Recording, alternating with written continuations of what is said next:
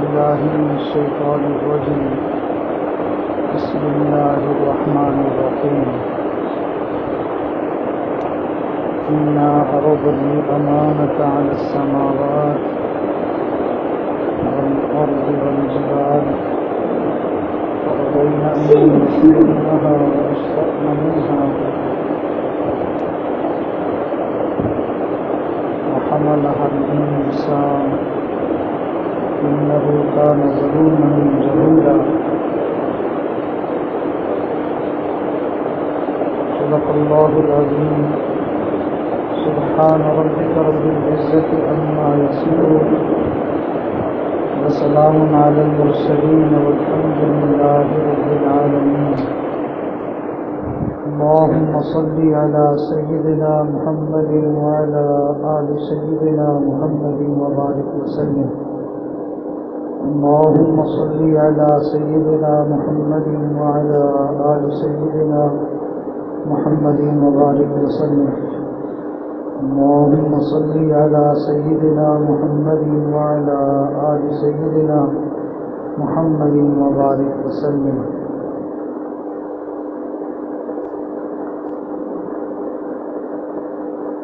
قرآن کریم کی جو آیت تلاوت کی گئی،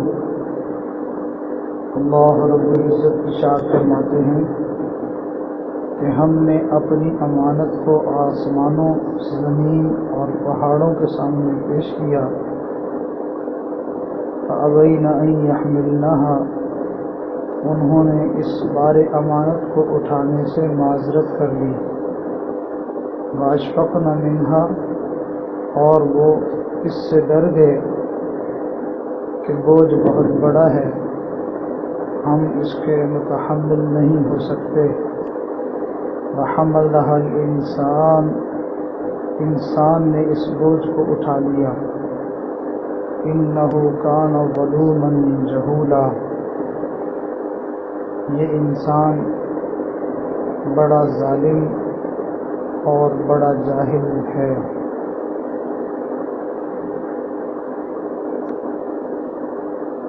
بندگی کی امانت اللہ رب العزت نے آسمانوں اور زمینوں پر پیش کی، اور یہ بوجھ اتنا بڑا تھا کہ انہوں نے اٹھانے سے معذرت کر لی، اور انسان کتنا نادان کہ اس نے اتنے بڑے بوجھ کو، اتنی بڑی بار امانت کو اپنے کندھوں پر اٹھا لیا۔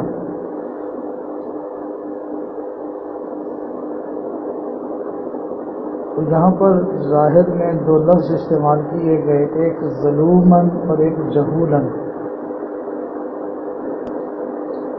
یہ ظلومن اور جہولن دونوں مبالغہ کے صیغے ہیں۔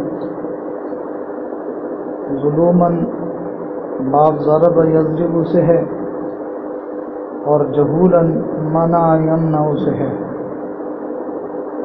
ظاہر میں نظر آتا ہے کہ انسان کی برائی بیان کی گئی، لیکن ظاہری الفاظ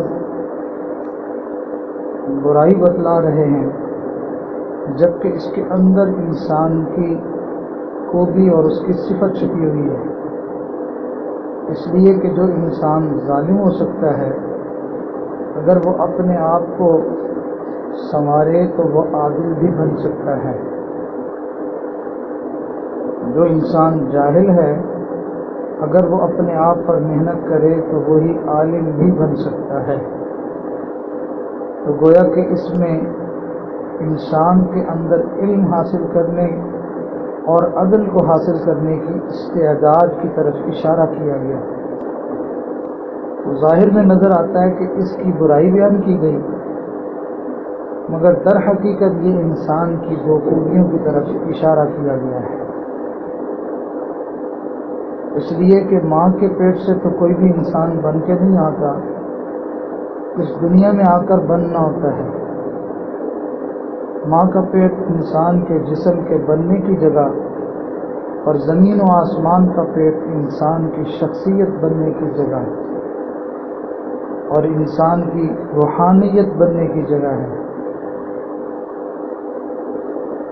جس طرح ماں کے پیٹ سے کوئی بچہ اس حالت میں پیدا ہو کہ اس کی آنکھیں ٹھیک نہیں تو دنیا میں آ کر وہ آنکھیں ٹھیک نہیں ہو سکتی. جتنا مرضی ڈاکٹر زور لگائے وہ کہیں گے یہ پیدائشی نقص ہے اس لیے یہ ٹھیک نہیں ہو سکتا. اسی طرح جو انسان زمین و آسمان کے درمیان میں نہ بن سکا، اپنے اوپر جس نے محنت نہ کی اور جس نے اپنی اصلاح کے لیے کوشش نہ کی اور بنے بغیر وہ انسان اللہ رب العزت کے حضور پیش ہو گیا، تو قیامت میں جا کر اس انسان کی روحانیت بن نہیں سکتی. یہ دنیا روحانیت بنانے کی جگہ ہے، اس لیے ہم میں سے ہر ایک انسان اللہ کا محتاج ہے. کیا چھوٹا کیا بڑا، کیا مرد کیا عورت، ہم سب کے سب اصلاح کے محتاج ہیں. ہاں ایک بات یاد رکھنے کے قابل ہے کہ اللہ رب العزت نے بار امانت یعنی امانت کا بوجھ بندے کے سر پر رکھا اور بندے نے اٹھا لیا. اب جو کوئی بوجھ اٹھاتا ہے تو اس کے بھی حقوق ہوا کرتے ہیں کہ وہ بوجھ اٹھانے والا بنا. دیکھیے اللہ تعالیٰ نے جانوروں میں سے ایک جانور کو بوجھ اٹھانے کے لیے پیدا کیا اور اس کے بوجھ اٹھانے کی وجہ سے اللہ تعالیٰ نے اس کو حرام کر دیا کہ انسان اب اس کے گلے پہ چھری نہیں چلا سکتا. تو مقصد کیا تھا کہ اس نے بوجھ کو ایک جگہ سے دوسری جگہ پہنچانا تھا. اب بوجھ پہنچانا یہ بھی تو اس کا بھی تو کوئی حق ہوتا ہے، لہذا انسانوں کو منع کر دیا کہ تم اس کے گلے پر چھری نہیں چلا سکتے، یہ جانور تمہارے لیے حلال نہیں ہے، اس کے ذبح کرنے کو منع کر دیا گیا. اسی طرح اگر کسی کی ملکیت میں کوئی عورت ہو جس کو بادی کہا جاتا تھا، علماء نے مسئلہ لکھا کہ اگر وہ باندی امید سے ہو جائے، اب اس مالک کے لیے اجازت نہیں کہ وہ اس کو بیچ سکے. کیوں؟ اب اس نے بوجھ اٹھا لیا اور اب جو ہے اس بوجھ اٹھانے والی باندی کا اس بندے پر حق ہو گیا. اب اس کا انجام آزادی ہے، یا وہ اس کو اپنے پاس رکھے یا اس کو آزاد کرے. اس کو انسان بیچ نہیں سکتا. اگر گدھے نے جانور نے بوجھ اٹھایا اس کا حق تسلیم کیا گیا، اگر باندی نے بوجھ اٹھایا اس کا حق تسلیم کیا گیا. تو جو انسان اس دنیا میں اللہ رب العزت کے بارے امانت کو اٹھائے گا، اللہ رب العزت قیامت کے دن اس کے حق کو تسلیم فرمائیں گے کہ یہ میرا وہ بندہ ہے جس نے میرا بوجھ اٹھایا تھا. میں اور آپ اپنے گھر میں کوئی مزدور لائیں جو سارا دن کام کرے، پسینہ بہائے، تو شام کو جاتے ہوئے ہم اسے مزدوری ضرور دیتے ہیں. حالانکہ ہمارے اندر سینکڑوں برائیاں ہیں، ہمارے اندر حرص بھی ہے، طمع بھی ہے، بخل بھی ہے، معلوم نہیں کیا کیا برائیاں ہمارے اندر موجود ہیں. لیکن جو تھوڑی سی شرافت نفس جو اللہ نے ہمارے اندر رکھی ہے، اس کی وجہ سے دل نہیں چاہتا کہ جس بندے نے ہماری خاطر سارا دن پسینہ بہایا ہم اس بندے کو مزدوری دیے بغیر بھیج دیں. تو کیا خیال ہے جو بندہ ساری زندگی اس بار امانت کو اٹھانے کی محنت کرے گا، کیا اللہ رب العزت قیامت کے دن اس کو اجر و ثواب عطا نہیں کریں گے؟ اس لیے جس بندے کی بھی زندگی شریعت و سنت کے مطابق بن گئی، اللہ رب العزت کی طرف سے اس کے لیے رحمت کے فیصلے ہو گئے. تو یاد رکھیے کہ اللہ تعالیٰ نے مخلوق کو عذاب کے لیے پیدا نہیں کیا، بلکہ مخلوق کو اللہ نے ثواب دینے کے لیے پیدا کیا. عذاب تو ہم لوگ خود خرید لیتے ہیں، ہماری نادانی ہے، ہم اپنے آپ کو گناہوں کے اندر دھنسا دیتے ہیں جس کی وجہ سے مصیبتیں سر پر لازم آ جاتی ہیں. اور اگر ہم اپنی زندگی کو اپنی فطرت کے مطابق گزاریں، شریعت و سنت کے مطابق گزاریں، تو اللہ رب العزت دنیا کے اندر بھی ہمیں عزتیں دیں اور آخرت کے اندر بھی ہمیں اللہ تعالیٰ عزتیں عطا فرمائیں۔ چنانچہ آپ ذرا اللہ تعالیٰ کے اس فرمان کی طرف توجہ کریں، آپ کو اندازہ ہوگا کہ جو اپنی فطرت پر زندگی گزارے گا اللہ تعالیٰ اس کو کیا پیغام دے رہے ہیں۔ ارشاد فرمایا وَلَا تَهِنُوا وَلَا تَحْزَنُوا وَأَنْتُمُ الْأَعْلَوْنَ إِن كُنتُم مُّؤْمِنِينَ۔ تمہیں جو ہے وہ سست ہونے کی ضرورت نہیں، تمہیں غم کھانے کی ضرورت نہیں، تم ہی جو ہے وہ اعلیٰ اور بالا ہوگے اگر تم ایمان والے ہوگے۔ یعنی اگر تم اپنی اصل فطرت پر ایمان پر تم رہو گے تو ہر میدان میں کامیابی تمہارے قدم چومے گی، تمہیں کوئی بھی مائی کا لال تمہیں جو ہے وہ شکست نہیں دے سکتا۔ اللہ تعالیٰ تمہیں ہر میدان میں کامیابی عطا فرمائیں گے۔ ہم شکست کو اور اپنی ناکامی کو خود جا کے لے کے آتے ہیں، وگرنہ جو ہماری اصل زندگی ہے اللہ کی حکموں کے مطابق، اللہ کے پاک پیغمبر کے طریقوں کے مطابق جو انسان اس زندگی کو اختیار کرے، ناکامی کبھی اس کے سامنے نہیں آ سکتی ہے۔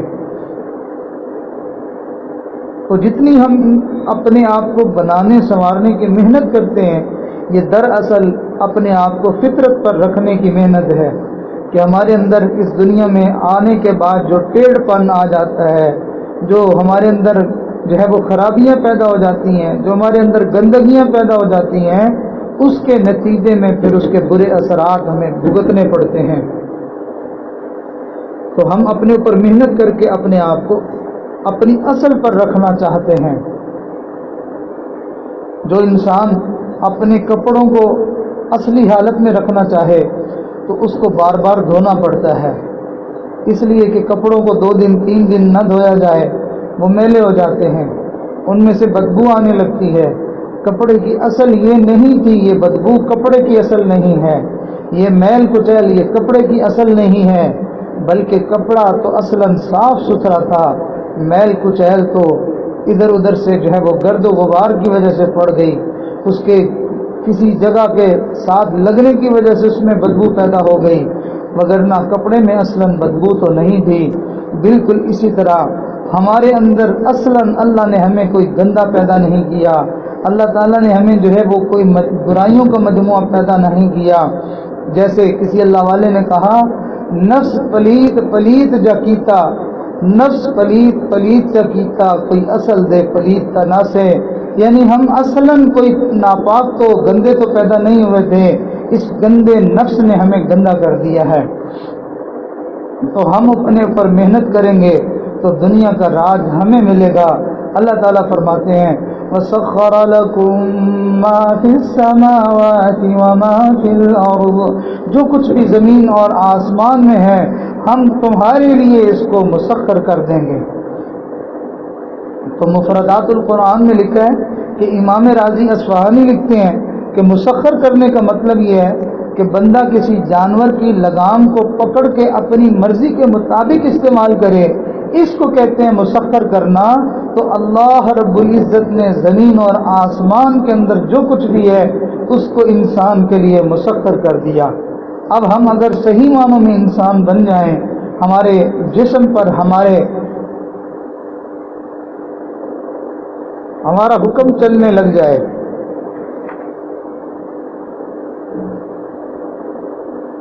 اس کا کیا مطلب ہے؟ بندے کے جسم پر اس کے دل کا حکم چلتا ہے۔ ایک آدمی کسی کی طرف دیکھتا ہی نہیں، وہ اس سے پوچھتا ہے جی آپ میری طرف دیکھتے نہیں، وہ کہتا ہے جی دل نہیں کرتا، حالانکہ دیکھنا تو کام ہے آنکھوں کا، لیکن جواب کیا ملتا ہے؟ دل نہیں کرتا۔ ایک آدمی کسی کی بات ہی نہیں سنتا، وہ کہتا ہے تم میاں میری بات ہی نہیں سنتے، وہ کہے گا میرا دل نہیں کرتا۔ اب سننا کام ہے کان کا، مگر کہتا ہے میرا دل نہیں کرتا۔ معلوم ہوا دل کرے تو آنکھ دیکھتی ہے، دل کرے تو کان سنتا ہے، اور اگر دل نہ دیکھے، دل نہ کرے تو انسان کی آنکھ دیکھنے سے انکار کر دیتی ہے، کان سننے سے انکار کر دیتا ہے۔ تو جسم پر راج ہے دل کا، لہذا جس دل میں اللہ رب العزت کا راج آ جاتا ہے، اللہ رب العزت اس جسم کو زمین میں مقام تسخیر عطا فرما دیتے ہیں۔ اس دل کے اوپر اللہ کا راج ہو جائے، اللہ کی محبت انسان کے اوپر غالب آ جائے. جیسے جگر مراد آبادی نے کہا تھا، میرا کمال عشق میں بس اتنا ہے جگر، میرا کمال عشق میں بس اتنا ہے جگر، وہ مجھ پہ چھا گئے میں زمانے پہ چھا گیا. تو انسان کے دل پر اللہ چھا جاتے ہیں اور یہ انسان سارے زمانے میں پہ چھا جاتا ہے. پھر اس کو بلندیاں ملتی ہیں، پھر اس کو عزتیں ملتی ہیں، پھر اس کو شان و شوکت ملتی ہے، پھر لوگ تو اس کی عزت کرتے ہی ہیں. یہ دھرتی، یہ زمین بھی اس بندے کی عزت کرتی ہے، اور جنگل کے درندے بھی اس کی عزت کرتے ہیں، آسمانوں کے فرشتے بھی اس کی عزت کرتے ہیں، حتیٰ کہ ساری کائنات اس انسان کی عزت اور توقیر کرتی ہے. یہاں تک کہ ایسا بندہ زمین کے کسی ٹکڑے پر بیٹھ جائے تو یہ زمین اس کے بیٹھنے پر فخر کرتی ہے اور اس پر ناز کرتی ہے، دیکھو آج میرے اوپر اللہ کا فلاں بندہ بیٹھا تھا. تو اللہ رب العزت نے کیا جو ہے وہ انسان کو مقام عطا فرمایا.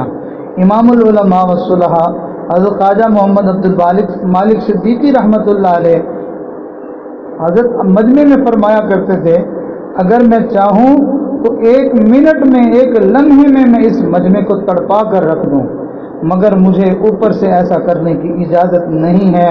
اگر میں چاہوں ایک توجہ میں اس مجمع کو تڑپا کر رکھ دوں، مگر اوپر سے مجھے ایسا کرنے کی اجازت نہیں. تو یہ حضرات مشیت الہی کو دیکھتے ہیں، اس لیے پھر کوئی بھی ایسی دعا، ایسی بات زبان سے نہیں نکالتے جو اللہ تعالیٰ کی مشیت کے خلاف ہو. چنانچہ جب تتار کا فتنہ چلا تو خواجہ فرید الدین عطار رحمۃ اللہ علیہ جس شہر میں تھے، اطلاع ملی کہ تاتاری اس شہر پر حلہ بولنے والے ہیں. انہوں نے اٹھ کر دعا مانگی، اے اللہ ہمیں اس فتنے سے محفوظ فرما. جو لشکر چلا تھا وہ راستہ بھول گیا اور کسی دوسری طرف کو جا نکلا، اللہ تعالیٰ نے محفوظ فرما لیا. لیکن انہوں نے 1 سال کے بعد پھر اس شہر کا رخ کیا.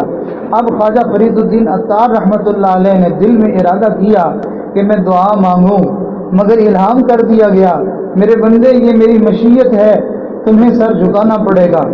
پہلے دعا مانگی، ہم نے قبول کر لی، اب مت ہاتھ اٹھانا، یہ قضاء و قدر کے فیصلے ہیں، اسے ہو کر رہنا ہے. چنانچہ حضرت نے دعا نہ مانگی.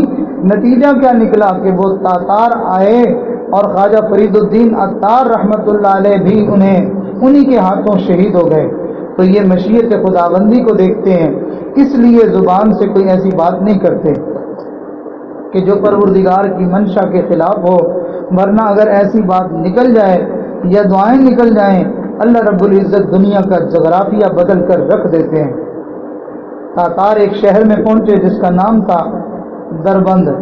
وہاں ایک بزرگ رہتے تھے، ان کا نام تھا سید احمد دربندی رحمۃ اللہ علیہ. جب یہ شہر میں پہنچے تو مسلمانوں نے پورے شہر کو خالی کر دیا تھا. شیخ احمد دربندی رحمۃ اللہ علیہ اور ان کے خلیفہ یہ 2 حضرات مسجد کے اندر تھے. تاتاری شہزادے نے کہا کہ پتہ کرو کوئی زیرو اس شہر کے اندر موجود ہے. بتایا گیا کہ 2 بندے مسجد میں بیٹھے ہوئے. اس نے کہا گرفتار کر کے بیڑیاں پہنا کر میرے سامنے پیش کرو. اس حالت میں پیش کیا گیا. تاتاری شہزادہ پوچھتا ہے کہ تمہیں پتہ نہیں تھا کہ میں آ رہا ہوں؟ انہوں نے کہا پتہ تھا. پھر سارے جو مسلمان ہیں یہاں سے چلے گئے، تم کیوں نہیں گئے؟ انہوں نے کہا میں اپنے گھر میں نہیں بیٹھا، میں اپنے پروردگار کے گھر میں بیٹھا ہوا ہوں اور اس گھر سے مجھے کوئی نہیں نکال سکتا. اس نے کہا کیسی باتیں کرتے ہو، ہم تمہیں نکال لائے ہیں، تمہیں بیڑیاں پہنا دی ہیں، ہم نے تمہیں مجرم کی طرح سامنے کھڑا کر دیا ہے. وہ کہنے لگے یہ بیڑیاں، یہ کیا چیز ہے؟ جب یہ الفاظ تاتاری شہزادے کو اس بات پہ غصہ آ گیا تو کہنے لگا کوئی چیز تو ہے جنہوں نے تمہیں جکڑ کر رکھ دیا ہے. جب یہ الفاظ سنے شیخ احمد دربندی نے تو اس وقت انہوں نے زور سے کہا اللہ، اور اللہ کہنے تھا کہ وہ زنجیریں ٹوٹ کر نیچے گر گئیں. تاتاری شہزادے کے دل پر ہیبت بیٹھ گئی. کہنے لگا کہ آپ کو میں اجازت دیتا ہوں، آپ اس شہر میں رہ سکتے ہیں. چنانچہ انہوں نے شہر میں رہنا شروع کر دیا. پھر تاتاری شہزادہ چپکے خفیہ ان کو ملنے کے لیے آتا تھا. اللہ تعالیٰ نے نور فراست سے ان کو بتا دیا کہ ایک وقت آئے گا کہ یہ شہزادہ پورے ملک کا حکمران بنے گا۔ انہوں نے اس سے کہا کہ تم مسلمان ہو جاؤ۔ اس نے کہا میں تو ہو جاتا ہوں یا ہو گیا ہوں، لیکن میں اظہار نہیں کر سکتا کیونکہ مجھے مار دیا جائے گا۔ تو ان بزرگوں نے فرمایا اس وقت اظہار کر دینا جس دن تمہیں اللہ ساری حکومت عطا کر دیں گے۔ اس نے کہا اچھا مجھے حکومت ملے گی؟ فرمایا ہاں، میرے باطن کا نور بتا رہا ہے کہ تجھے حکومت ملے گی۔ اس نے کہا جس دن مجھے حکومت ملے گی اسی دن میں اپنے اسلام کا اعلان کروں گا۔ 30 سال کے بعد اس شہزادے کو حکومت ملی اور اس نے اسلام قبول کرنے کا اعلان کیا، اور پوری دنیا میں پھر خلافت مسلمانوں کے ہاتھ آ گئی۔ یہ مقام تسخیر ہوا کرتا ہے جس بندے کے اس 6 فٹ کے جسم پر اللہ رب العزت کا حکم لاگو ہو گیا، اب اس بندے کی زبان سے نکلے ہوئے الفاظ پھر رد نہیں ہوا کرتے۔ ہمیں کسی سے دوستی ہو ہم اس کی بات کو رد نہیں کرتے، خاوند کو بیوی سے پیار ہو وہ بیوی کی بات کو رد نہیں کرتا، ماں کو بیٹے سے پیار ہو تو ماں بیٹے کی بات کو رد نہیں کرتی۔ اللہ رب العزت کو اپنے جن بندوں سے پیار ہوتا ہے اللہ تعالیٰ اپنے ان بندوں کی بات کو رد نہیں کیا کرتے۔ لیکن ہم نے بھی اپنی زندگی کو سنوارنا ہوگا۔ ہم نے تو ایسی زندگیاں قریب سے دیکھی نہیں ہیں، اس لیے اندازہ نہیں ہوتا، وگرنہ تو جس انسان نے اپنے اوپر اللہ رب العزت کے حکم کو لاگو کر لیا وہ سکون پا گیا۔ ابراہیم بن ادم رحمۃ اللہ علیہ فرمانے لگے اگر وقت کے بادشاہوں کو پتہ چل جائے کہ ہمارے دلوں میں کتنا سکون ہے تو یہ اپنے لشکر اور فوج لے کر ہم پر چڑھائی کر دیں۔ بعض بزرگوں نے فرمایا کہ یہ بات شاہ ولی اللہ معزز دہلوی رحمۃ اللہ علیہ نے فرمائی۔ بہرحال سارے اللہ والوں کا یہی حال ہوتا ہے، اس لیے تو مثالیں آپ نے بھی سنی ہوں گی، پڑھی ہوں گی کہ لوگ تخت و تاج کو چھوڑ کر بوریاں نشین بن گئے۔ آج تک آپ نے ایک مثال بھی نہیں پڑھی سنی ہوگی کہ کوئی بوریاں نشین ہو اور اس نے تخت و تاج کو قبول کر لیا ہو، تو معلوم ہوا کہ اس بوریاں نشینی میں کوئی ایسی لذت ہے کہ پھر تخت و تاج کی کوئی حیثیت نہیں رہتی۔ ابراہیم بن ادم فاقوں کی فضیلت بیٹھے ہوئے بیان کر رہے تھے کہ فاقہ کا یہ مزہ، فاقہ کا یہ مزہ۔ ایک آدمی آیا کہنے لگا جی کیا بات کر رہے ہیں، یہ بھوک اور فاقہ بھی کوئی ایسی چیز ہے کہ اس کی فضیلت آپ بیان کر رہے ہیں؟ فرمایا میاں تمہیں اس کی قدر کیا پتہ، ہم سے پوچھو جنہوں نے بلخ کی بادشاہی دے کر فاقوں کو خریدا ہے۔ ظاہر میں نظر آتا ہے کہ یہ اللہ والے، ان کے لباس معمولی ہیں، یہ بوریاں نشین ہیں، دنیا میں ان کی کوئی حیثیت نہیں ہے، مگر اللہ رب العزت کے یہاں ان کا بڑا مقام ہوتا ہے۔ چنانچہ امام شافعی رحمۃ اللہ ایک مرتبہ حجام کے پاس گئے، اس نے دیکھا کہ پھٹے سے کپڑے ہیں، میلے سے ہیں، اور ایک اور بندہ کوئی دنیا دار سا آ رہا تھا، اسے توقع تھی کہ ادھر سے پیسے زیادہ ملیں گے۔ اس نے امام شافعی رحمۃ اللہ علیہ کے بال کاٹنے سے انکار کیا کہ جی میں تو اس کے کاٹوں گا۔ تو آپ نے اپنے غلام سے پوچھا کہ بتاؤ تمہارے پاس کچھ پیسے ہیں؟ اس نے کہا جی 300 دینار۔ فرمایا اس کو ویسے ہی دے دو، 1 یا 2 دینار لگتے ہوں گے بال کٹوانے کے۔ فرمایا 300 دینار اس کو ویسے ہی دے دو۔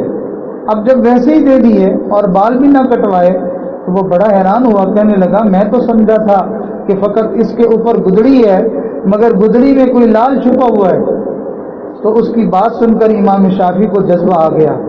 آپ نے پھر اشعار کہے جن کا ترجمہ یہ بنتا ہے کہ اے لوگوں اگر تم میرے جسم کے کپڑوں کی قیمت کا اندازہ لگاؤ گے تو اس کی قیمت تو 1 درہم بھی نہیں بنے گی، لیکن اگر تم ان کپڑوں میں چھپے ہوئے بندے کی قیمت لگاؤ گے تو پوری دنیا بھی مل کر اس بندے کی قیمت نہیں بن سکتی ہے۔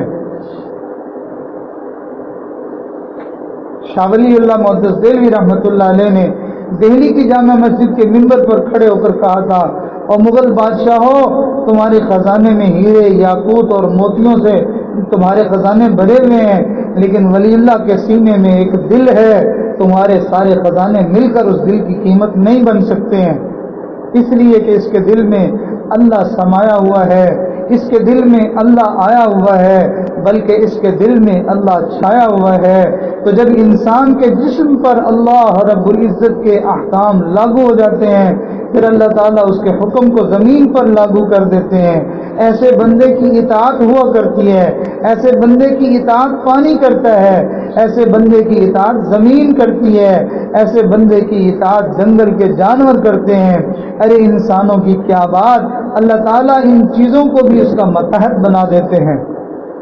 چنانچہ دیکھیے سیدنا عمر بن الخطاب رضی اللہ عنہ کھڑے ممبر پر ہیں اور فرماتے ہیں یا ساریت الجبل، یہ الفاظ کہے اور ہوا اس پیغام کو سینکڑوں میل دور پہنچا رہی ہے. دریائے نیل کو رکا لکھا تو دریائے نیل نے چلنا شروع کیا. آج بھی دریائے نیل چل رہا ہے اور عمر ابن الخطاب کی عظمتوں کی گواہیاں دے رہا ہے. مدینہ میں زلزلہ آتا ہے، آپ پاؤں کی ٹھوکر مارتے ہیں، فرماتے ہیں زمین تو کیوں ہلتی ہے؟ کیا عمر نے تیرے اوپر عدل قائم نہیں کیا؟ زمین کا زلزلہ رک جاتا ہے. ایک آگ نکلتی ہے جو مدینہ کی طرف بڑھتی ہے. حضرت عمر بن خطاب رضی اللہ عنہ تمیم داری رضی اللہ عنہ کو بھیجتے ہیں کہ نبی علیہ السلام نے یہ بات پہلے بتا دی تھی، جائیے اس کو بجھائیے. انہوں نے 2 رکعت نفل پڑھے اور 2 رکعت نفل پڑھ کر اپنے کپڑے کو ایسا بنا لیا جیسے گھوڑے یا کسی اونٹ کو مارنے کا جو ہے وہ چھانٹا ہوتا ہے، اس کے ساتھ آگ کو مارتے رہے اور آگ پچھڑتی رہی. جس غار سے وہ آگ نکلی تھی اسی غار میں اس کو واپس داخل کر دیا گیا. افریقہ کے جنگلوں میں صحابہ پہنچے ہیں، بربر قوم کہنے لگی یہاں تو بڑے خطرناک درندے ہیں، یہ تمہاری ٹکا بوٹی کر دیں گے. صحابہ کرام نے کھڑے ہو کر اعلان کیا اے جنگل کے جانوروں، آج یہاں نبی علیہ السلام کے غلاموں کا بسیرا ہے، جنگل کو خالی کر دو. اعلان ہونا تھا، شیرنی بچوں کو لے کر جا رہی ہے، ہاتھیوں کا غول جا رہا ہے، جانور سارے کے سارے جنگل کو خالی کر کے جا رہے ہیں. مقامی لوگوں نے دیکھا، انہوں نے پوچھا تم نے یہ کام کیسے سیکھا؟ انہوں نے بتلایا ہمارے پیارے محبوب صلی اللہ علیہ وسلم نے یہ حکومت ہمیں سکھا دی ہے. کہنے لگے پھر ہمیں بھی اپنے جیسا بنا لیجیے. بغیر کسی لڑائی کے جنگل کے درندوں کی اطاعت کو دیکھ کر وہ افریقن قوم مسلمان ہو گئی، جس کے دل پر جسم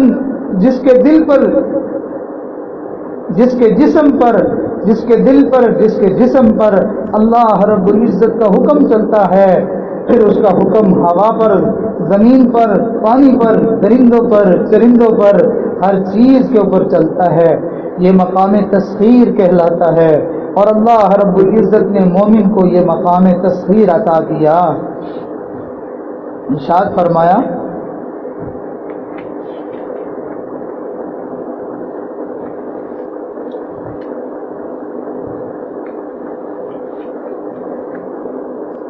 وَسَخَّرَ لَكُم مَّا فِي السَّمَاوَاتِ وَمَا فِي الْأَرْضِ، جو کچھ بھی زمین اور آسمان میں ہے ہم نے تمہارے لیے مسخر کر دیا.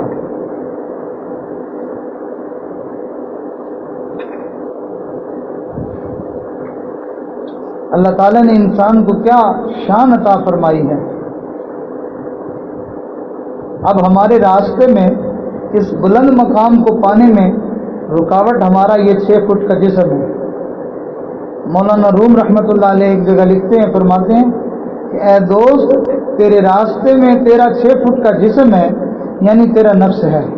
پھر فرماتے ہیں کہ یہ دیوار اتنی اونچی نہیں، ذرا ہمت کر لے 6 فٹ کی دیوار کو پھلانگ جا. اور واقعی ہم ساری زندگی یہ 6 فٹ کی دیوار کو عبور نہیں کر سکتے، ہم اسے ہی نہیں پھلانگ سکتے. یہ ہمارے اور ہمارے پروردگار کے راستے میں رکاوٹ بنی ہوئی ہے.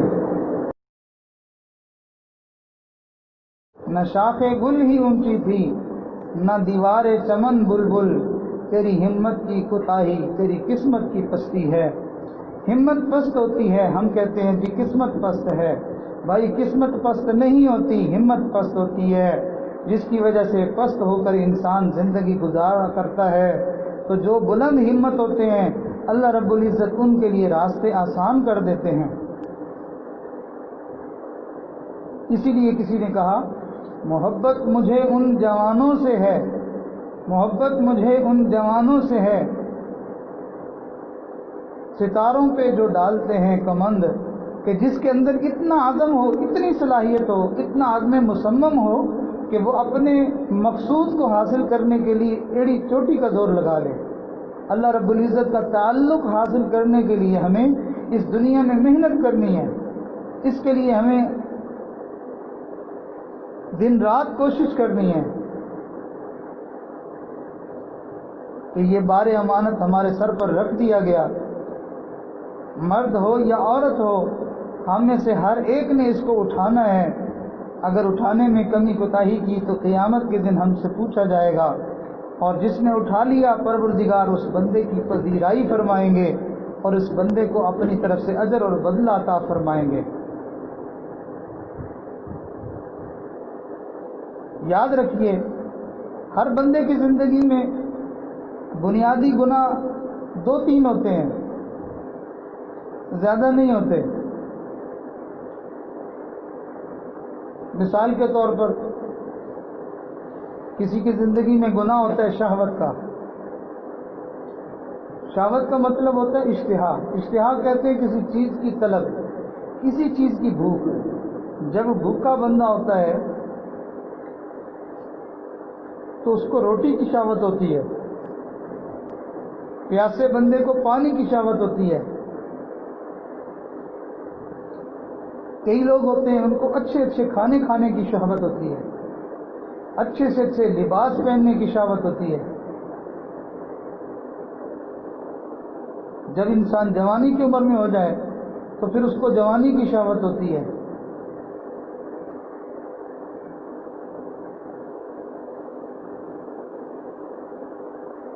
تو ہر ایک کے اندر الگ الگ بیماری، لیکن اگر دیکھا جائے تو پیچھے وہ بیماری ایک ہی ہوتی ہے، آگے اس کی شاخیں کئی ہوتی ہیں۔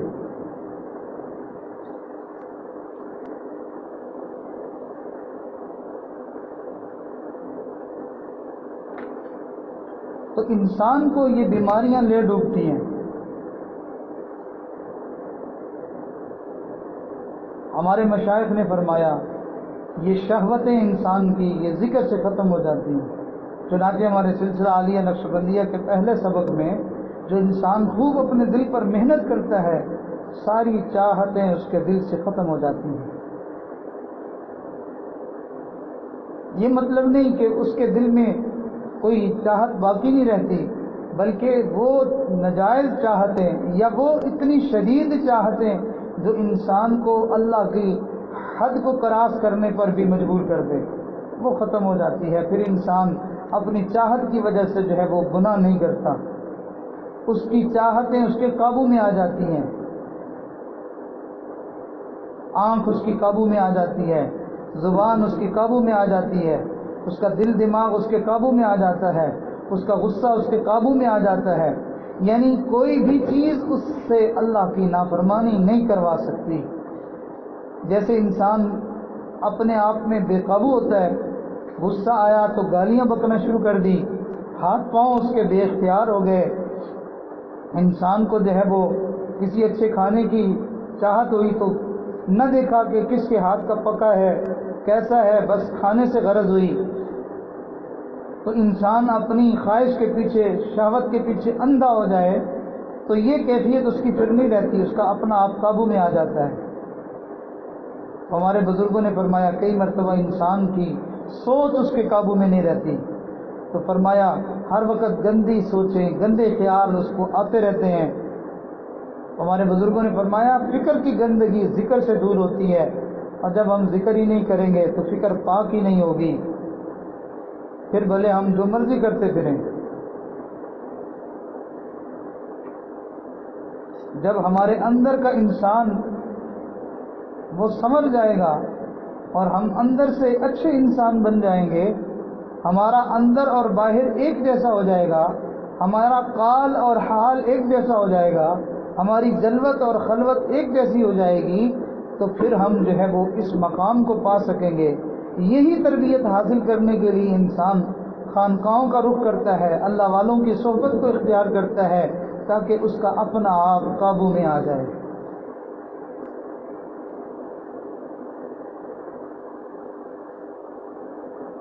ایک آدمی بسکٹ بناتا ہے، تو وہ ساری چیزوں کو ملا کر پھر ایک خاص درجہ حرارت پر اس کو کچھ وقت کے لیے رکھ دیتا ہے اور پھر کہتا ہے جی کیک بن گیا۔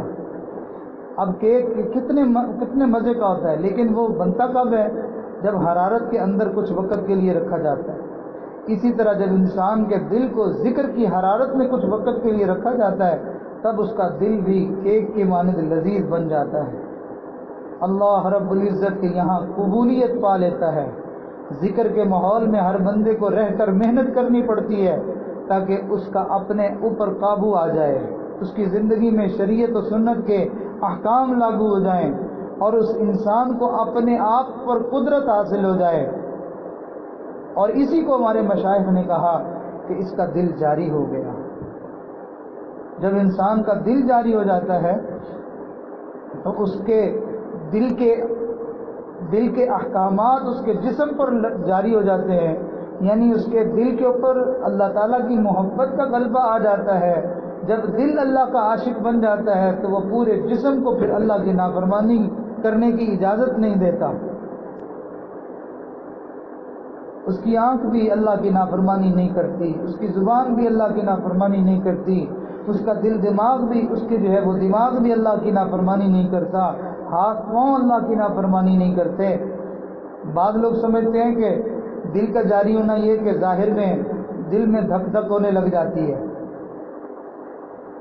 ایسا بھی ہوتا ہے مگر ایسا ہی نہیں ہوتا، ایسا بھی ہوتا ہے صرف ایسا ہی نہیں ہوتا۔ اصل جو انسان کے دل کی جاری ہونے کی علامت ہوتی ہے وہ یہ کہ انسان کے اعضاء اللہ تعالیٰ کی نافرمانی چھوڑ دیں، شریعت اور سنت کی خلاف ورزی اس کے جسم سے ختم ہو جائے، غصے میں وہ گالیاں نہ بکے، غصے میں وہ کسی کے اوپر ظلم نہ کرے اور اندر کی ہوس کو پورا کرنے کے لیے بدنگاہی نہ کرے اور اپنے نفع کو حاصل کرنے کے لیے انسان جھوٹ نہ بولے، لالچ میں آ کر انسان وہ کسی چیز میں ملاوٹ نہ کرے، یعنی اپنی وہ اس کی چاہتیں اور خواہشیں اس کے قابو میں ایسی آ جاتی ہیں کہ وہ شریعت کی حدود کو پھر وہ پھلانگنے کی طاقت نہیں رکھتا۔ اس کو کہتے ہیں دل کا جاری ہو جانا۔ حضرت اقدس تھانوی رحمۃ اللہ علیہ نے یہ بات لکھی ہے، وہ فرماتے ہیں کہ ذکر کا اصل مقصد یہ ہے کہ انسان کے رگ رگ اور ریشے ریشے سے گناہوں کا کوٹ نکل جائے، اور یہ فکر کی گندگی ذکر سے ہی دور ہوا کرتی ہے۔ اب ہم دیکھیں معمولات تو ہم کرتے نہیں ہیں، مراقبے کے بارے میں جو کوئی بھی بات کرتا ہے تو وہ یہی کہ جی بس مراقبہ نہیں ہوتا، 5 منٹ ہوتا ہے، 10 منٹ ہوتا ہے، جبکہ محنت کرنے والے 3 گھنٹے، 5 گھنٹے، 6 گھنٹے۔ ہمارے بعض دوست اپنے سلوک کے زمانے میں ماشاءاللہ ہمارے آنکھوں کے سامنے وہ 9 10 گھنٹے بیٹھ کے مراقبہ کرتے تھے۔ ہمارے مشائخ نے فرمایا من لا ورد لہ لا وارد لہ، جو آدمی ورد وظیفے نہیں کیا کرتا اس کے اوپر پھر کیفیات اور واردات نہیں آیا کرتی ہیں۔ ہم سوچتے ہیں کہ بس ہم نے وہ تسبیح ہاتھ میں پکڑ لی، کبھی کبھی ہم نے ذکر کر لیا، بس اب تو ہم بنے بنائے بزرگ ہیں۔ بزرگی تسبیحاں پڑھنے کا نام نہیں ہوتا، بزرگی اپنے آپ کو اللہ کے حکموں کے سامنے مسخر کر دینے کا نام ہے۔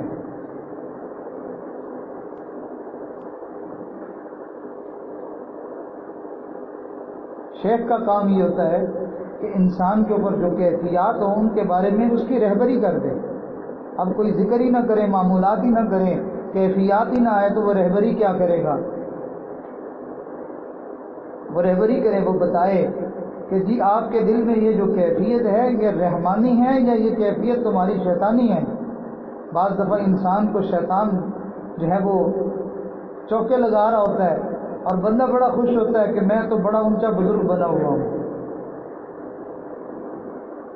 شیخ عبد القادر جیلانی رحمۃ اللہ علیہ جیسے بزرگوں کو شیطان نے اگر دھوکہ دینے سے وہ باز نہ آیا تو میں اور آپ بھلا کس وہ باغ کی گاجر مولی ہیں شیخ عبد القادر جیلانی رحمۃ اللہ علیہ ایک مرتبہ جنگل میں مراقبہ کر رہے تھے، اچانک ایک نور ظاہر ہوا جس نے ماحول کو منور کر کے رکھ دیا۔ شیخ عبد القادر جیلانی رحمۃ اللہ علیہ متوجہ ہوئے، آواز آئی، عبد القادر جیلانی ہم تیری عبادت سے اتنے خوش ہیں کہ ہم نے تجھ سے قلم اٹھا لیا، اب تو جو چاہے کر، تیرے گناہ تیرے نامہ اعمال میں نہیں لکھے جائیں گے۔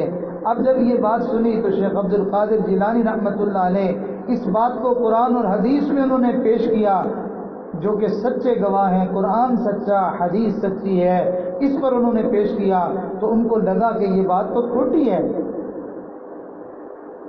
وہ کیسے؟ انہوں نے قرآن مجید میں غور کیا تو دیکھا ان کے سامنے ایک آیت آئی، اللہ تعالیٰ اپنے محبوب علیہ السلام سے فرماتے ہیں وَاعْبُدْ رَبَّكَ حَتَّى يَأْتِيَكَ الْيَقِينُ، تو اپنے رب کی عبادت کرتا رہے یہاں تک کہ اس سے ملاقات کا وقت آ جائے، یعنی موت آ پہنچے۔ تو حضرت عبد القادر جیلانی رحمۃ اللہ علیہ سوچنے لگے کہ عبد القادر کیا تو نبی الاسلام سے بھی آگے نکل گیا کہ نبی الاسلام کو تو حکم ہے کہ اپنی موت تک تم اللہ کی عبادت کرتے رہو، حکموں کے پابند رہو، اور تمہیں جو ہے وہ قبل از وقت جو ہے یہ پیغام سنایا جا رہا ہے، تو لگتا ہے کوئی شیطان چکر دے رہا تمہیں۔ حضرت نے پڑھا لا حول ولا قوت الا باللہ، اب یہ لا حول ولا قوت الا باللہ یہ شیطان کے لیے تیر کی طرح ہے، توپ کے گولے کی طرح ہے شیطان کے لیے۔ چنانچہ جب یہ لگا تو بھاگا، مگر بھاگتے ہوئے دوسرا فائر کر گیا، کہنے لگا عبد القادر جیلانی میں نے اپنے اس حربے سے ہزاروں اولیاء کو دھوکے دیے مگر تم اپنے علم کی وجہ سے بچ گیا۔ انہوں نے پھر پڑھا، فرمایا لا حول ولا قوت الا باللہ، اور مردود میں اپنے علم کی وجہ سے نہیں بچا، میں تو اپنے پروردگار کے فضل کی وجہ سے بچ گیا۔ تو یہ شیطان ایسا دشمن ہے، کتنے بڑے بڑے اولیاء کاملین پر بھی اس نے وار کرنے سے جو ہے یہ نہیں رکا، اور یہ جو ہے وہ لوگوں کی زندگیوں کو تباہ کر دیتا ہے۔ تو ہمیں کسی دھوکے میں آنے کی کوئی ضرورت نہیں ہے، ہم کس اوقات میں ہیں، ہماری کیا حیثیت ہے، ہم اپنے آپ کو کوئی بزرگ اور نیک پاک کبھی بھی نہ سمجھیں، ہم تو وہ گنہگار ہیں کہ ہمارے گناہوں کو اگر بخش دیا جائے تو ہمارے لیے بڑی غنیمت کی بات ہے۔ حضرت عبد القادر جیلانی رحمۃ اللہ علیہ کے بارے میں لکھا ہے کہ حضرت اپنی زندگی کے آخری عمر میں، آخری وقت میں جو ہے وہ عمر کے آخری حصے میں ایک مرتبہ بیٹھے ہوئے رو رو کے دعا مانگ رہے تھے، اور عجیب دعا مانگ رہے تھے، کہہ رہے تھے اللہ میں آپ سے یہ نہیں کہتا کہ میری نیکیاں قبول کر لیں، بلکہ میں تو بس اتنی درخواست کرتا ہوں کہ میرے گناہوں پر آپ معافی کا قلم پھیر دیں، یعنی بس آپ مجھے معاف کر دیں۔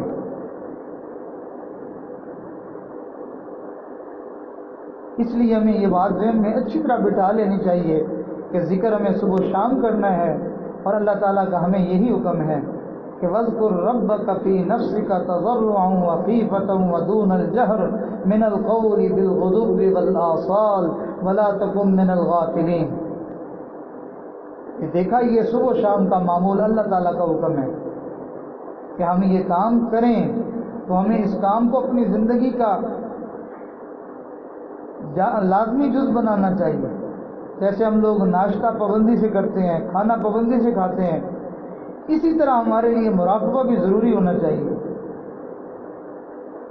انسان اپنا جو ہے وہ کھانا قربان کر دے، اپنے کاموں کو قربان کر دے، اپنے آرام کو قربان کر دے، مگر مراقبہ ضرور کرے۔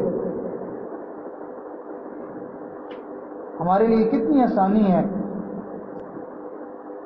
کہ ہم تھکے ہوئے ہوں تو ہم بیٹھ کے التحیات کی شکل میں ہم بیٹھ کے نہیں مراقبہ کر سکتے تو ہم کرسی پہ ٹیک لگا کے مراقبہ کر لیں، اور اگر ہم بیٹھنے کی بھی ہمت نہیں رکھتے تو کوئی بات نہیں، ٹانگیں سیدھی کر کے تھوڑا سا لیٹ کے اس طرح سے ہم مراقبہ کر لیں۔ اور اگر ہم مراقبے کی نیت سے بیٹھے اور اسی طرح ہمیں نیند آ گئی تو ہمارے مشائخ نے لکھا ہے آدمی جو مراقبے کی نیت سے لیٹا اور اس کو نیند آ گئی، جتنی دیر تک وہ جو ہے وہ اس نیند میں رہے گا اللہ تعالیٰ اس کو مراقبے کا اجر عطا کرتے رہیں گے۔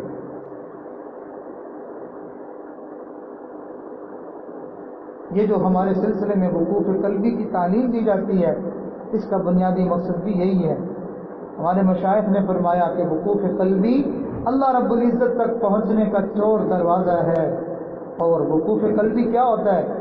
کہ انسان کی توجہ ہر وقت اللہ کی طرف رہے۔ اور اس میں ایک بڑی نکتے کی بات سمجھنے والی ہے، یہ بزرگوں کی صحبت سے ایسے ایسے موتی ملتے ہیں کہ انسان سالوں کتابوں کا مطالعہ کرے تو شاید ان کو نہ پا سکے۔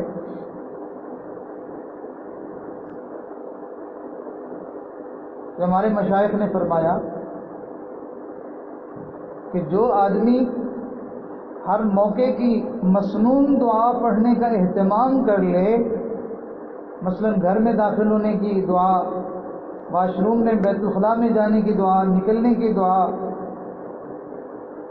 ایسے ہی جو ہے وہ صبح کی دعا، شام کی دعا، کھانا کھانے کی دعا، بعد کی دعا، وضو کے شروع کی دعا، بعد کی دعا، تو یہ جتنی دعائیں نبی علیہ السلام نے ہمیں تلقین فرمائی ہیں، اگر کوئی بندہ ان کا اہتمام کرتا ہے تو اس بندے کو وقوف قلبی رکھنے والے لوگوں میں شامل کر لیا جاتا ہے، کہ اس کا ہر وقت دھیان اللہ کی طرف رہتا ہے کہ یہ اللہ تعالیٰ سے مانگتا رہتا ہے۔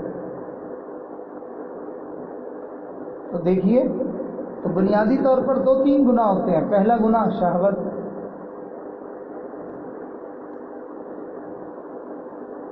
جس کی تفصیل جو ہے وہ عرض کر دی گئی۔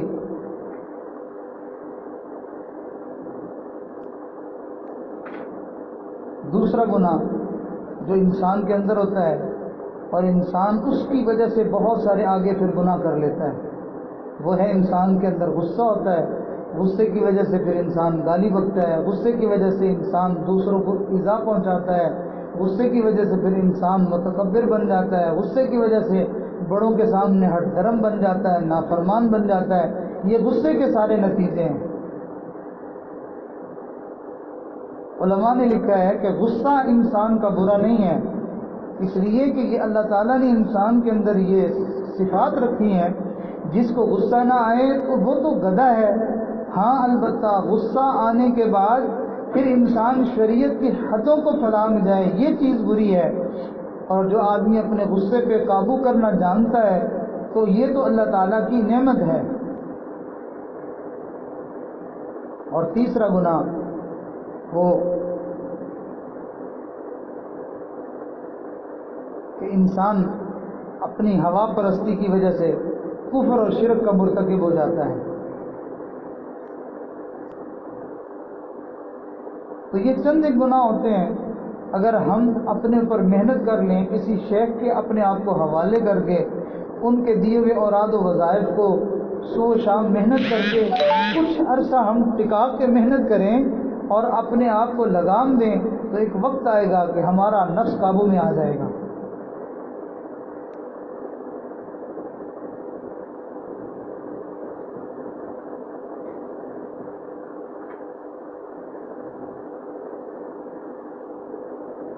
ہمیں چاہیے کہ ہم اپنے دلوں کی حفاظت کریں۔ دلوں کی حفاظت کے لیے آنکھوں کی حفاظت ضروری ہے۔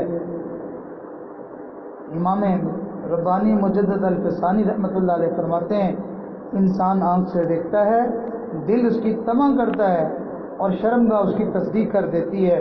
تو گناہ کی ابتدا ہمیشہ آنکھ سے ہوگی، لہذا جو بندہ اپنی نگاہ کو نیچا رکھنے کا عادی ہوگا وہ کبھی بھی غیر محرم سے اپنی نگاہوں کو نہیں ملائے گا، جس کے نتیجے میں اللہ تعالیٰ اس کی حفاظت فرمائیں گے اور اس کو اللہ تعالیٰ کبیرہ گناہوں سے بچا لیں گے۔ تو آنکھوں کو انسان اللہ کے لیے بند کر لے، کانوں کو اللہ کے لیے بند کر لے، زبان کو انسان اللہ کے لیے بند کر لے، اور پھر دیکھے کہ اس کو اللہ کا تعلق نصیب ہوتا ہے یا نہیں ہوتا۔ سیدنا یوسف علیہ السلام نے اپنی نظر کی حفاظت کی، اللہ رب العزت نے ان کو کامیاب فرمایا، اور زلیخا کی نظر اس کی جو ہے وہ کھلی ہوئی نظر تھی، وہ حفاظت نہ کر سکی، شیطان نے اس کو گناہ میں پھنسا دیا۔ حضرت آدم علیہ السلام اگر اس درخت کی طرف نگاہ نہ کرتے تو کبھی بھی ان سے بھول نہ ہوتی۔ علماء نے لکھا کہ اس بھول کا سبب جو بنا تو وہ شیطان بنا، مگر شیطان نے جو بہکانے کا راستہ اختیار کیا تو اس درخت کو پہلے دکھایا کہ یہ دیکھیں آپ اس درخت کو، یہ آپ کھا لیں۔ اگر آدم علیہ السلام اس درخت کی طرف نظر اٹھا کے نہ دیکھتے تو کھانے کا معاملہ کیسے جو ہے وہ پیش آ سکتا تھا۔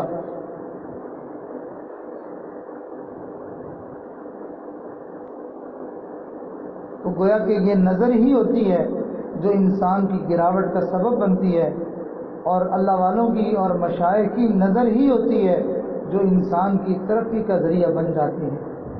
کسی اللہ والے نے کہا تیرا علاج نظر کے سوا کچھ اور نہیں، تیرا علاج نظر کے سوا کچھ اور نہیں۔ اور یاد رکھیں یہ نظر یہی مشائخ کی توجہات ہوتی ہیں، اور یہ توجہ یہ انسان کو پستی سے بلندیوں تک پہنچا دیتی ہے، یہ ذلتوں سے انسان کو عزتوں تک پہنچا دیتی ہے۔ یہ توجہ انسان کو اللہ کے پسندیدہ اعمال کرنے کے لیے برانگیختہ کر دیتی ہے، ایسے جیسے اس کے اندر کوئی جو ہے وہ بڑی کوئی پاور اس کے اندر بھر دی جائے۔ اور یہ توجہ حاصل کرنے کے لیے مشائخ کے دل کو خوش کرنا اور ان کی خدمت کرنا اور ان سے دعائیں لینا، اس سے ان کی توجہ اس انسان کو نصیب ہوتی ہے جو کہ انسان کو تمام قسم کی برائیوں سے بچا کر نیکیوں کے اوپر کھڑا کر دیتی ہے۔ یہی وجہ ہے کہ اللہ تعالیٰ نے قرآن مجید میں اپنے اولیاء کے بارے میں فرمایا کہ ان سے آپ نظر بھی نہ ہٹانا، ہمیشہ ان کے چہروں پر نظریں جمائے رکھنا۔ اللہ تعالیٰ ہمیں بھی اپنے دوستوں کی معیت عطا فرمائے، نیک لوگوں کی ہمیں صحبت نصیب فرمائے۔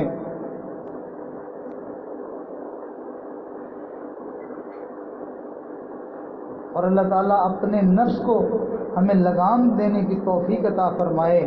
آپ ذرا قرآن مجید کے اس حکم کے اوپر غور کریں تو اللہ تعالیٰ نے 2 لفظوں میں بات سمیٹ دی، ارشاد فرمایا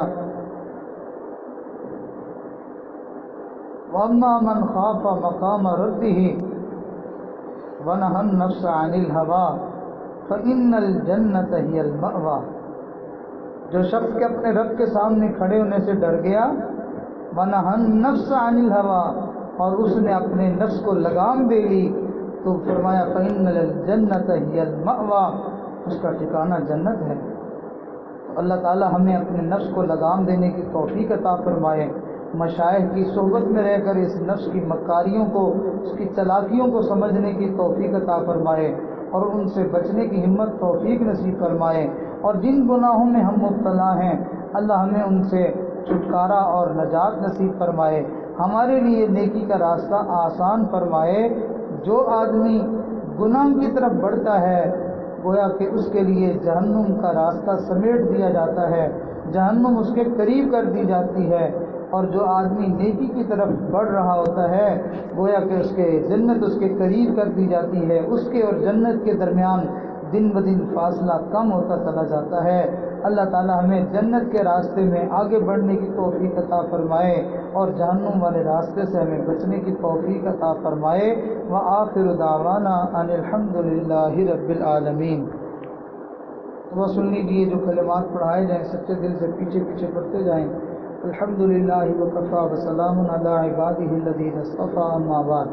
یہ کلمات پڑھیے اعوذ باللہ من الشیطان الرجیم، بسم اللہ الرحمن الرحیم، لا الہ الا اللہ محمد الرسول اللہ، آمنت باللہ وملائکتہ وکتبہ ورسلہ والیوم الآخر والقدر خیرہ وشرہ من اللہ تعالی والبعث بعد الموت، آمنت باللہ کما ہوا باسمائہ وصفاتہ وقبلت جمیع احکامہ، اقرار باللسان وتصدیق بالقلب، اشہد ان لا الہ الا اللہ واشہد ان محمدا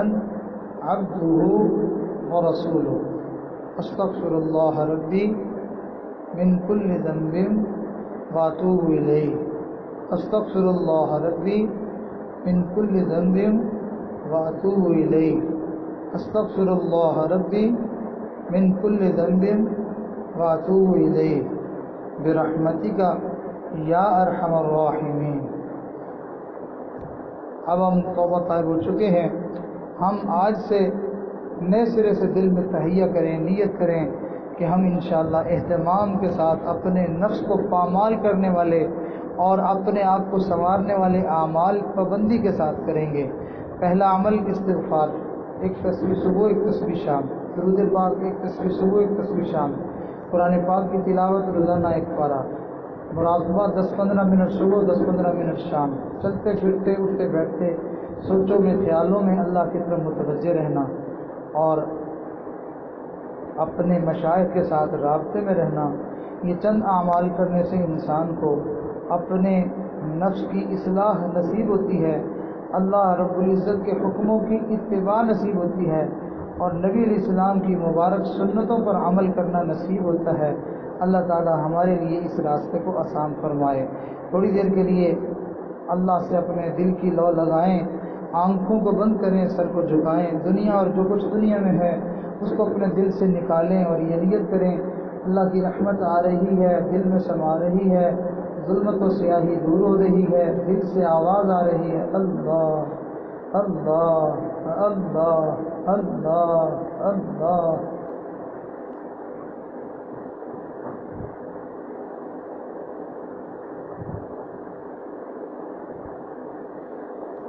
बनाऊंगा मैं अपने नफ्स से सरकश को अब तो या रब गुलाम तेरा। बनाऊंगा मैं अपने नफ्स से सरकश को अब तो या रब गुलाम तेरा। मैं छोड़ कर गुनाहों के कारोबार सारे करूँगा हर वक्त काम तेरा। जमाऊंगा दिल में याद तेरी, रटूंगा हर वक्त नाम तेरा। किया करूँगा बस अब इलाही जिक्र ही सुबह शाम तेरा। हर वक्त करूँगा ये मेरे बारी अल्लाह अल्लाह अल्लाह अल्लाह अल्लाह अल्लाह अल्लाह अल्लाह अल्लाह अल्लाह अल्लाह। दम भरूंगा मैं तेरा जब तक जिस्म में जा रहेगी, कलमा पढ़ूंगा मैं तेरा जब तक दहन में जुबान रहेगी। अब रहेगा न शिकवाए दोस्ता न गीबते दुश्मना रहेगी। हर वक्त करूँगा ए मेरे बारी अल्लाह अल्लाह अल्लाह अल्लाह अल्लाह अल्लाह अल्लाह अल्लाह। ला इलाहा इल्लल्लाह मुहम्मद रसूलुल्लाह। दुआ कर लीजिए अल्लाह ताला हमारी इस हाज़री को और इस कहने सुनने को अपनी बारगाह में कबूल कर ले और हमारे जिस्म के ऊपर अपने अहकामात को अल्लाह ताला जारी फरमा दे और अपनी नाफरमानियों से माहौल और मुआशरे के असरात बद से अल्लाह ताला हमें बचने की हिम्मत और तौफीक अता फरमा दे। सुबहान रब्बियल अलीय्यिल आज़म वहाब अल्लाहुम्मा सल्ली अला सय्यिदिना मुहम्मद व अला आलि सय्यिदिना मुहम्मद व बारिक वसल्लिम। अल्लाह हम तेरे आजिज़ मिस्कीन मोहताज फ़कीर गुनाहगार बंदे, हमारे गुनाहों को माफ़ फरमा, ख़ताओं से दरगुजर फरमा, ऐबों पर पर्दा पोशी फरमा, ज़िंदगी की तमाम लग़्ज़िशें ख़ताएँ माफ़ फरमा, नेकोकारी वाली ज़िंदगी अता फरमा, परहेज़गारी वाली ज़िंदगी अता फरमा, आने वाले वक्त को गुजरे हुए वक्त से बेहतर फरमा। अल्लाह आने वाली ज़िंदगी को गुजरी हुई ज़िंदगी का कफ़ारा बना। अल्लाह में पाकीज़ा और बरकतों वाला खुला रिज़्क़ नसीब फरमा। ए करीम आका हमें लुक़्मा हलाल अता फरमा। अल्लाह हमें जो है वो عقل حلال عطا فرما اور صدق مقال عطا فرما۔ اللہ ہمیں سچ بولنے والی زبان عطا فرما اور حلال رزق نصیب فرما، حیا والی آنکھیں عطا فرما۔ اللہ اپنی محبت میں ڈوبا ہوا دل عطا فرما۔ اے کریم آقا اپنے ذکر سے تر و تازہ رہنے والی زبان عطا فرما، ہمیں سخاوت والے ہاتھ عطا فرما۔ اللہ صحت والی زندگی عطا فرما، عافیت و سلامتی والا جینا نصیب فرما۔ اے اللہ ہمیں شہادت والی اور ایمان کی سلامتی والی موت عطا فرما۔ اے کریم آقا ہمیں یہاں پر دنیا میں رہنا نہیں، یہاں سے جانا ہے، اور اس بات کی ہمیں اللہ اس بات کا ہمیں استحضار عطا فرما، اس بات پہ ہمیں یقین عطا فرما، اور ہمیں اپنی خوب قبر اور حشر میں کام آنے والے اعمال اہتمام سے کرنے کی توفیق عطا فرما۔ اے کریم آقا ہمارے لیے ہمارا نفس رکاوٹ بنا ہوا ہے، شیطان ہمارے راستے میں حائل ہو چکا ہے، میرے مولا یہ رکاوٹیں دفع دور فرما۔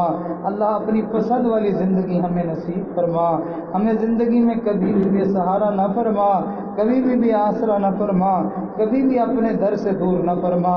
جسے تو پسند کرتا ہے اسے تو اچھی صفات سے اللہ مزین کر دیتا ہے، اور جسے تو ناپسند کرتا ہے تو اس کو جو ہے وہ اس کے حال پہ چھوڑ دیتا ہے، اور وہ گناہوں کی گندگیوں میں لت پت ہو جاتا ہے۔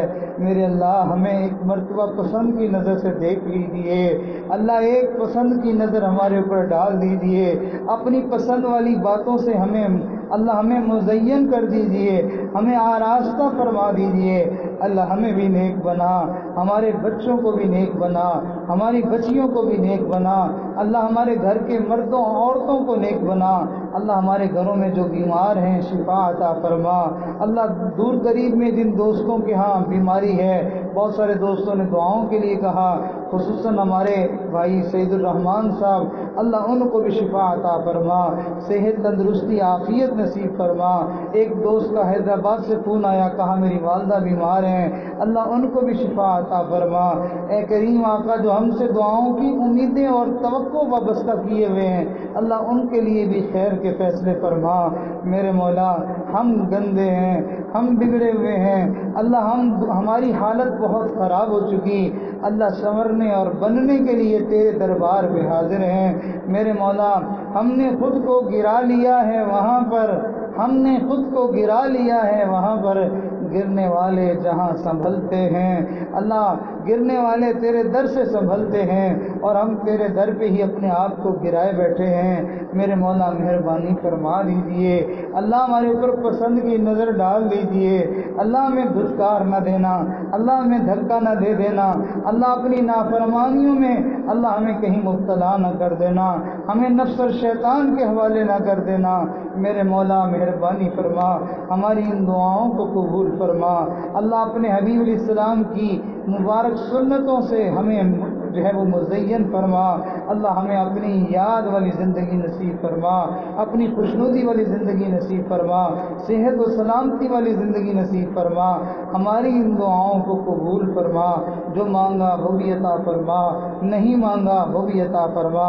ہمارے محسنین مشفقین، اللہ ہمارے اساتذہ، ہمارے مشائخ، خصوصاً ہمارے حضرت جی دامت برکاتہم، اللہ سب کو اپنی شایع نشان اجر بدلہ عطا فرما، سب کو جزائے خیر عطا فرما، جو زندہ ہیں ان کی زندگیوں میں برکت عطا فرما، جو دنیا سے پردہ فرما چکے ان کی مغفرت فرما، جن کی مغفرت ہو گئی اللہ ان کو اپنے قرب کے اعلیٰ درجات نصیب فرما، ہماری تمام نیک تمناؤں کو پورا فرما، ہماری تمام جائز حاجات کو پورا فرما، اللہ ہماری تمام قسم کی مانگی ہوئی دن اور رات کی دعائیں اللہ اپنی رحمت سے ان کو قبول فرما۔ ربنا تقبل منا انك انت السميع العليم وتب علينا انك انت التواب الرحيم، وصلى الله تعالى على خير خلقه محمد وعلى